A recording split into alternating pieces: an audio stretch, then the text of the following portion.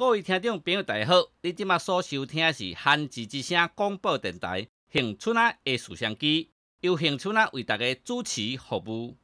咱顶摆呢有讲到台语八声调，忽然间想起一个有关台语声调的故事。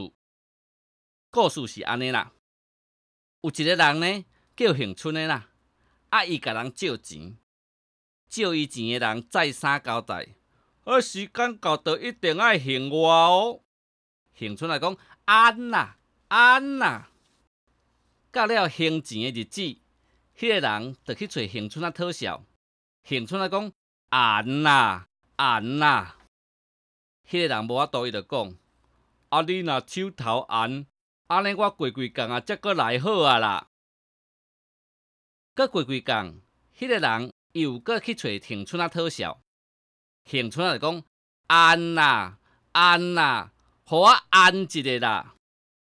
迄个人就讲：若无，我互你安3日啦。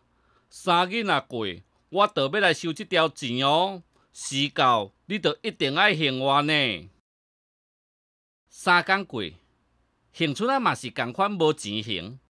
迄个人就真生气，讲：借钱的时阵讲安啦安啦。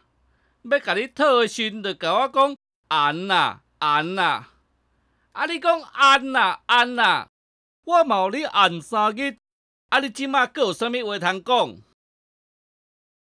我就是无钱啊，人目咸咸，无你是要安怎？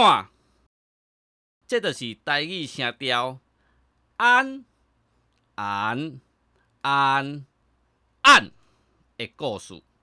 以上是汉字之声广播电台恒春仔的摄像机独家放送，感谢收听，后回空中再相会。